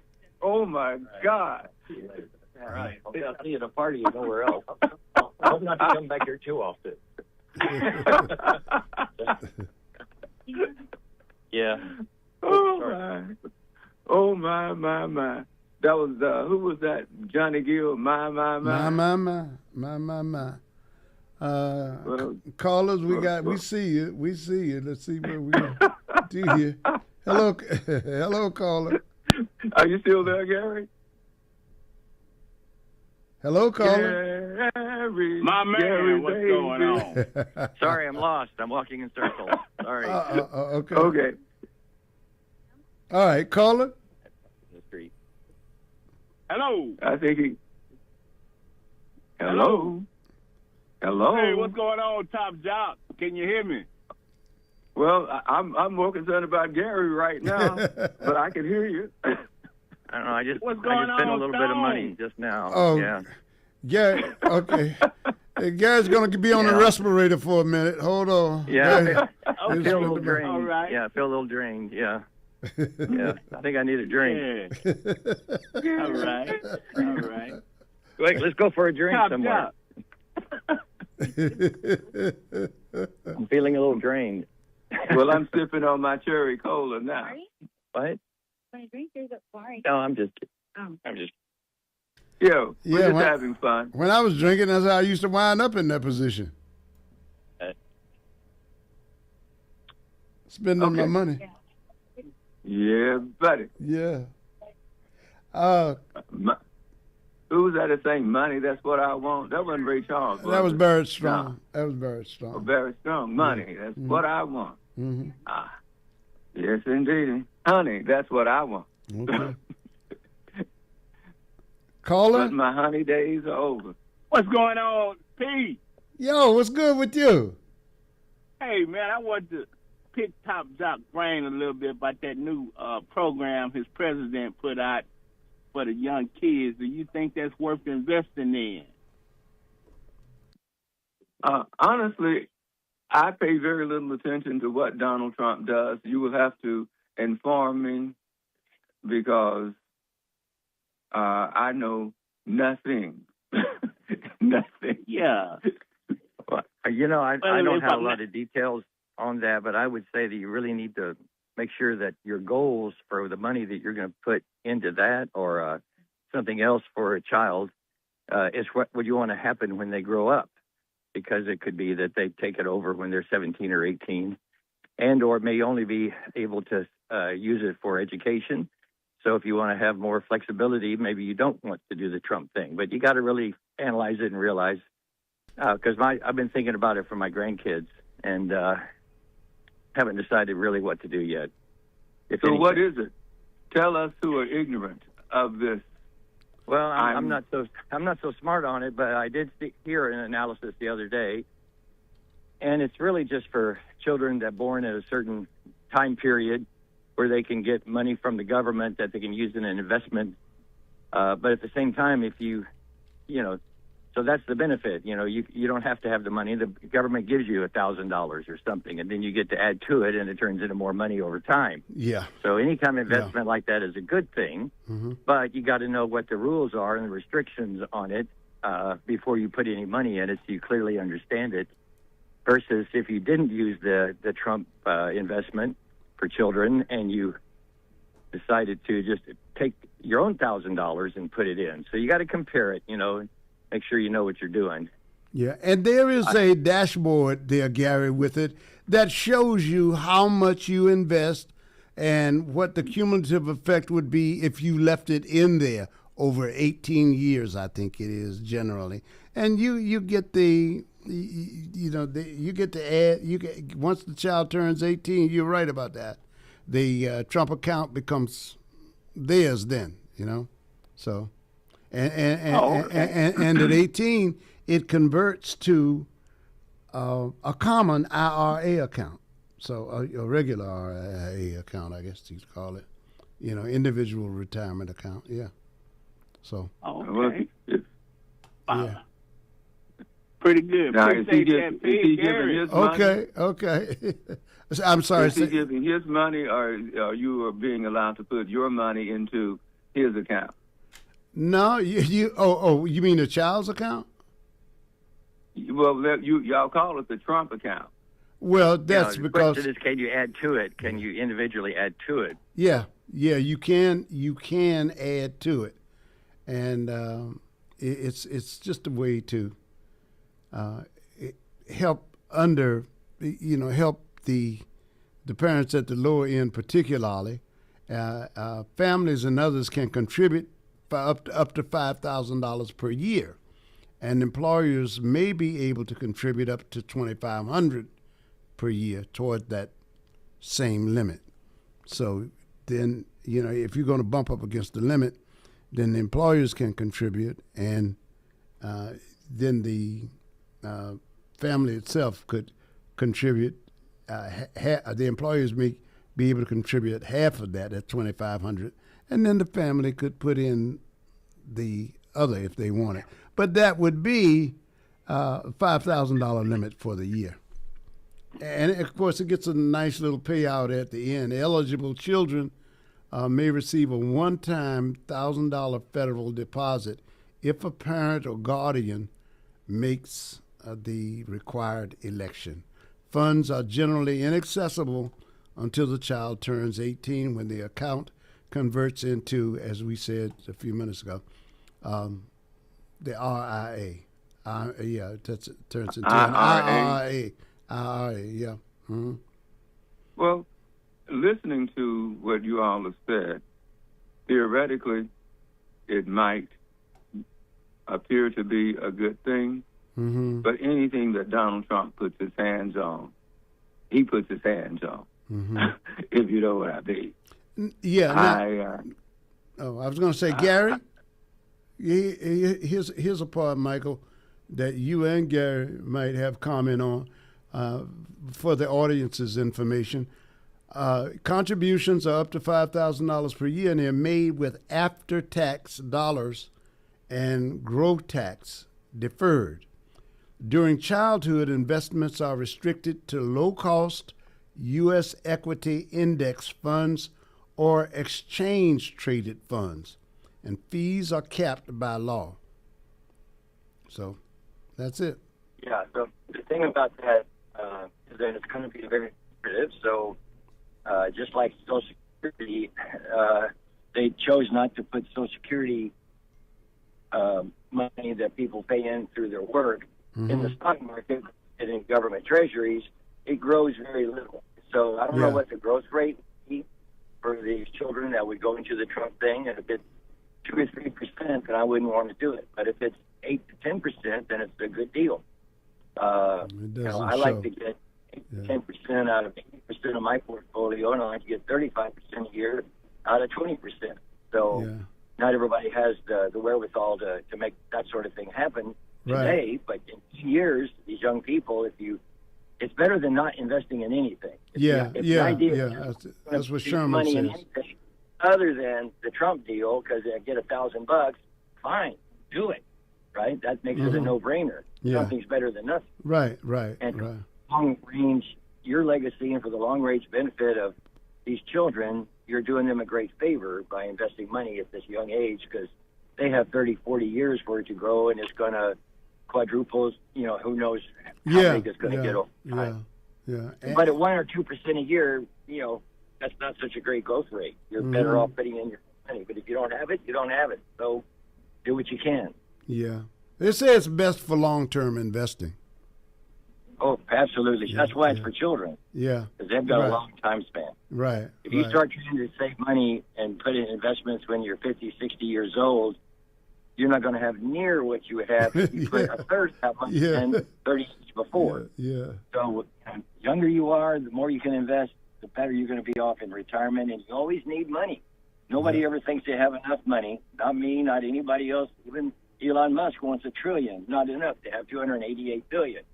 So maybe that's good for the stockholders, because we'll grow our portfolio right along with him if you're investing in Tesla or SpaceX. But we know somebody who thinks you got enough money.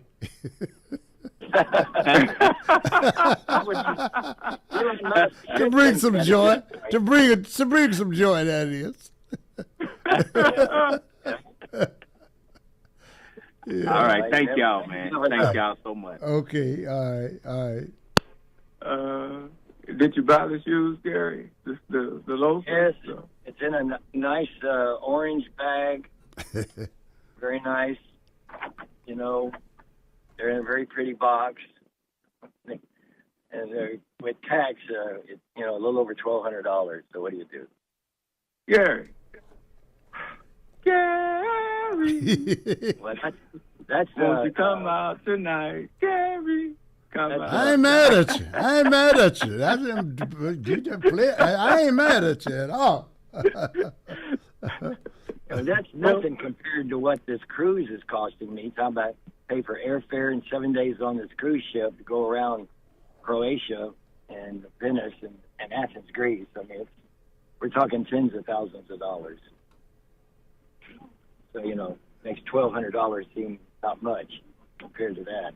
Yeah. But you keep adding these up, it gets to be even a bigger number. So, you know, gotta have some. How'd you select that? How'd you select that particular trip?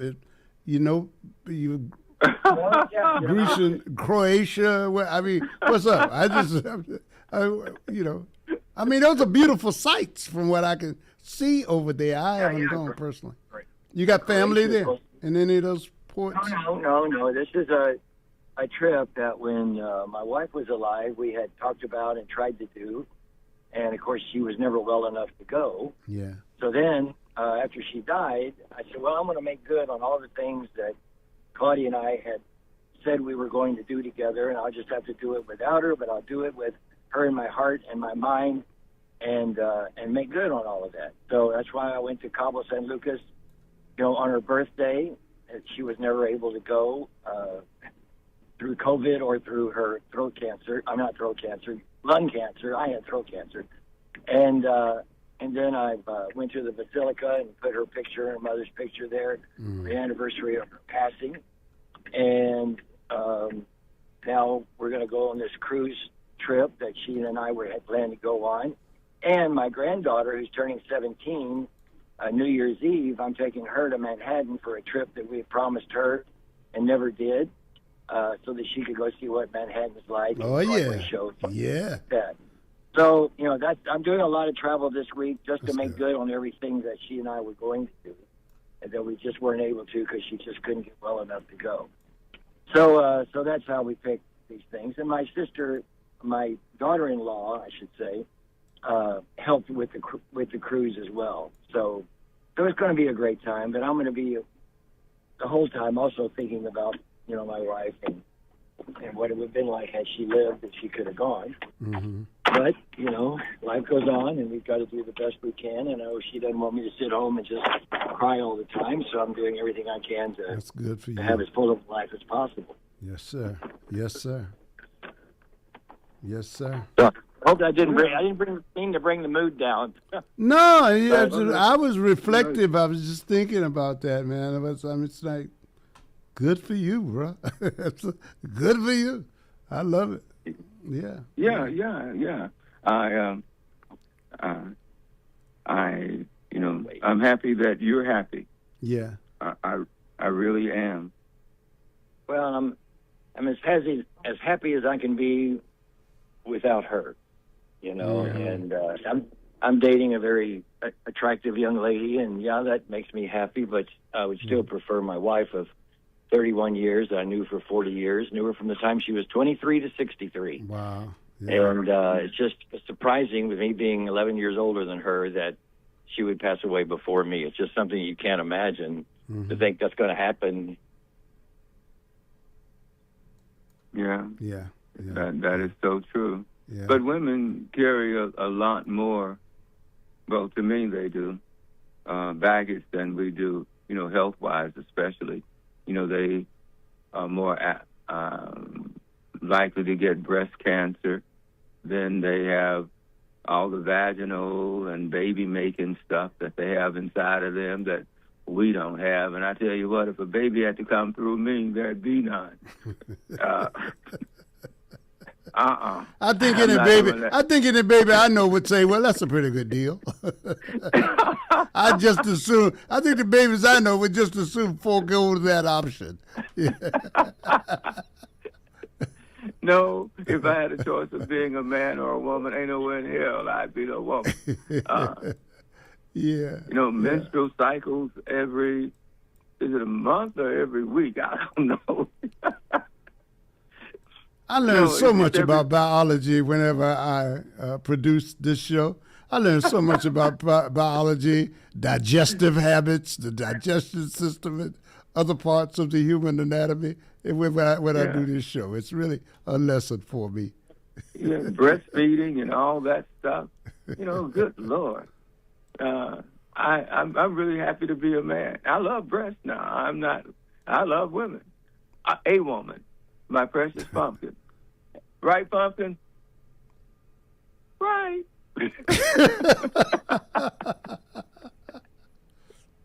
So now it's to come to that. Now that's the vocal equivalent of forging a check. You and Yvonne have been married long enough that you can imagine what she's thinking without her having to say anything. Yeah. And you know it's probably not anything good. So just keep that in mind. No, but I would not want to be a woman. I know they have all these things that men want, but do we want to possess them and to protect them, or do we want the pleasure of their company? And history has shown that men on the whole tend to like the pleasure of their company more than the pleasure of making a family. Men who marry and are good husbands and good fathers are kind of few and far between. Men are, we kind of, what do you say, shaky? Yeah, been called that before. You've got to call on. My man, standing strong. Let me say that, Gary. You represent us all this morning. You representing us all this afternoon. Show to go to the store to buy while we're on the air. He couldn't even wait. Yeah. I like to multitask. Gary, you went from being a frequent caller to being a frequent baller. I'm telling you, you my guy. You my guy. Now that's what I'm talking about. That life. I'm about that life. Yeah, I'm with you, bro. All she said was, Gary, won't you come out tonight? Okay. I can flash a credit card whenever needed. So, And you'll always you will never find a closed door. You won't have to worry. You'll never find a closed door, brother. Absolutely. That's right. Yeah, that's right. Yeah. I hope not. Yeah. Caller? All right. Hey, Michael, Gary, and Uncle Pete. Yo, I'm along for the ride, man. Talk to these two so I can learn some more. Well, all of y'all there, so everybody's in earshot. Well, Gary, I'm so glad you came back and answered some of our questions. I really do appreciate it that Mike always brings you in, because I like the camaraderie between you two and the longevity in which your friendship have always existed. And Mike had presented some to us in the past, but I never hear him talk about some of those ones that was here in the past, like Darby Douglas. I always wonder whatever happened to Darby. You ever hear from him, Mike? I haven't in a while. What is Darby's real name? His name is Doug something. And Darby ran into something that men quite often run into. Yeah. Girls are prettier. And so, he was doing weather, not weather, he was doing traffic and all that. Yeah, it was traffic. Yeah. Yeah. And they started bringing in them little cute girls. And the next thing Darby's on the outside looking in. I'm telling you, look at with the name Darby, Well, what was the last job he was doing? Was it weather or traffic? I can't remember. I know he was on Channel 11 at one time. Yeah, he was on 11. I remember him. I met him. I think we had lunch or something. I can't remember now. It's been a little while. Yeah. But, I don't know what happened to him. Yeah. Okay, good. Yeah, go ahead, bro. Oh, no, I'm just saying he had a wife, so I know what happened to him. He had to go to work somewhere. Yeah. Oh, man. Well, you know, I actually have a question for you, Gary, because it kind of really piqued my interest. There was this Caucasian lady that was on the internet, and she was giving an example on why whites have a tendency to always not. Well, let's see. Just say does have a tendency to always kind of introduce themselves into black affairs the way they do, and she says that it's because we hate black joy. And then I thought about it. I said, okay, you hate black joy because and my question to you is, and I need for you to be the Casper that sits behind the door. Like I say, the spook that sits behind the door. I'm asking you the question.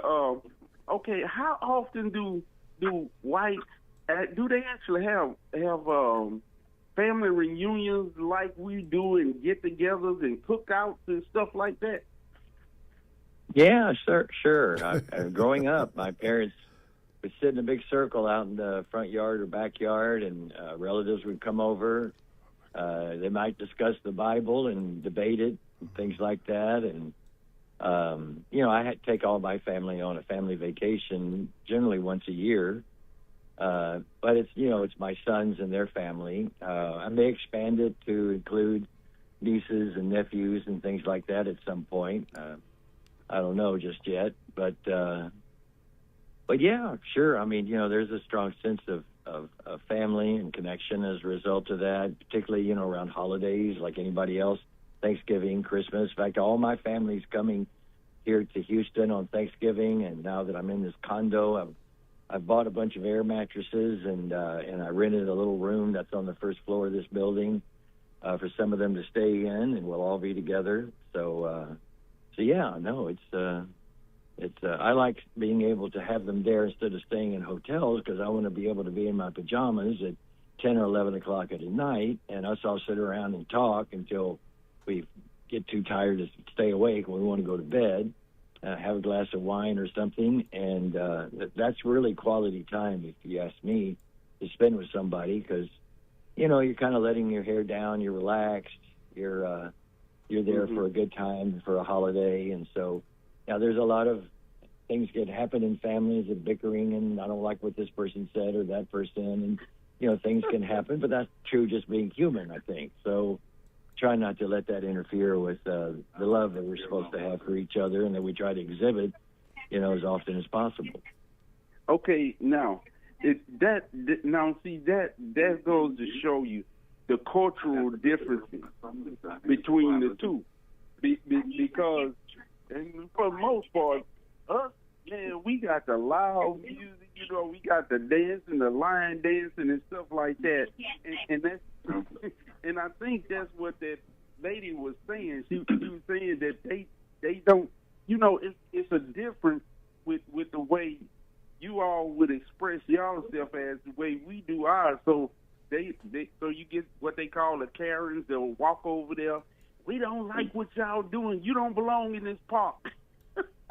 So I'm laughing at what you're saying, because it makes perfect sense. That's all I wanted to say, man. But you kind of gave it a good rounded up answer for me, because when I saw her saying that, and she said we don't like black joy, she said because the way we express ourselves, even though we be trying to pull y'all down, y'all still get up and still be happy and dancing and singing and going about your business, but we don't do that. I say that's stupid, but hell, you've been able to bridge the two, because I'm pretty sure you see some stuff at Michael's and them get together. Yeah. We don't sound too enthused about that, Gary. Yeah. Well, I don't know. Yeah, we enjoy we like ourselves when we talk over. since I play guitar and all of that, and we can do little sing-alongs, be it particularly around Christmas time, and then we have one song that all my sons know how to play on the piano, and if you're part of the family, you kind of need, because it's a two-part, it takes two people to play the song. One plays the top part, the other one plays the bottom part. And so we've all learned it so well that we all take turns in trying to improvise and play that on the piano. And I have a baby grand in my condo here, so we bang on that when everybody's here. So it's not like one person plays piano and we all sing. We all play piano a little bit. And then if we want to go beyond that, then whoever really knows how to play will play whatever, whether it's guitar or a piano. And right now, even today, I'm getting a big cabinet made in my condo to be able to house two of my guitars and two of my amps and the microphones so that I can easily pull that out. And when friends are over or family is over, be it just a regular weekend or Friday night, Saturday night, or holiday, easy to pull that out and let's all have a little sing-along. And that kind of adds to the environment versus just sitting and talking, And well, let me ask you something, Gary. Do y'all even play domino? Well, yeah, my dad was a big domino player. He loved to play dominoes. We're going to have to get Gary out to one of our family reunions. I'm not too much of wanting to play games, I don't mind playing card games, poker, or you play tonk. Something like that. We'll have you over to play some tonk. I'm telling you, man, you need to get up and then play spades and all kinds of stuff. You don't get me close to a guitar or piano because you would love the instruments. The instruments talk to me. You talking about playing instruments in a family that sing? Oh, you would love it. We'll have you out there like the doggone spinners or like what's it, Pop Staples. So we went. Blanca and I went to Round Top, Texas. Have you heard of what goes on in Round Top, just outside of Houston? It's a big event where they have a lot of booths, up to as many as 3,000 booths. You can buy anything and everything, clothes, furniture, cowhides, Western wear, you name it. And they have a lot of restaurants and little bars and live music at night. And we went there. We went to a place called the Blue Mule Winery. All right. So I'm in there, and I've kind of got my Western wear on and my Lucchese boots and my old cowboy hat from when I worked at Kick Radio with Michael. And so the way I say it when I get in there, because they were doing wine tasting, I said, please don't anyone in here ask me to sing or play the guitar, because if you wait to me to do that after I've had a few glasses of wine, it's not going to be as good as if I haven't had anything to drink. But so in that case, just don't ask me. Of course, I'm saying that to try to get the reverse reaction. Oh, yeah, no, if you can play for us. So, we'll hear you, come on. Right? And that's what happened. So they happened to have two guitars hanging on the wall, and I pulled one down, and I sang and played a couple of songs for everybody, and my lady friend videotaped me, and people really enjoyed it. And a lot of them knew the words because they're familiar songs. So it's almost like we did a little sing-along with the people there at the wine tasting. And I only do that just to add to the excitement and the happiness of people. And if it's something they don't want to hear, then I don't want to do it, right? But that's why I make them ask me to do it when I tell them, don't ask me. So if they ask me, and then it's, they're name your own poison, right? You're going to have to listen to me now. So that's kind of fun to do. And, I'm just a very social person. And it almost gets me in trouble because, we walked, Blanca and I, my lady friend, we walked into a restaurant last night, and prior to that, I'd made the reservation, but I kind of joked with the hostess on the phone, a young Asian girl. She's probably 22 or something. So we walk into the restaurant, and the hostess, this young lady, says, "Oh, you're Mr. Stone. You called yesterday and made the reservation, right?" And I said, "Oh, yeah." Said, "You're so funny. Oh, you're so funny. I really enjoyed talking." And she's carrying on in front of my girlfriend, right? I'm like, "Oh, thank you very much." So that can get you in trouble. But, she was so young. If she'd have been, 55, 60 years old, that might have been I might have got a different reaction from my lady friend. But in any event, but I think, well, maybe that helps us. That recognition doesn't hurt because maybe it gets us a little better table. Maybe we get a little better service. Maybe it's just a little bit more enjoyable for them doing their job and us going there to have a nice time, relaxing and having a nice dinner. So anything to enhance the environment and the social contact, I think is healthy instead of people just coming in and sitting down eating and looking kind of blah and then getting up and leaving. That doesn't sound like much fun to me, but I know what people aren't that social. Yeah, I know exactly what you mean about that. And lastly, what I just want to say, y'all, when y'all talking about Trump and the little Trump children fund or whatever, man, look, Ronald Reagan said it best. Trust, what did he say? Trust but verify, something like that.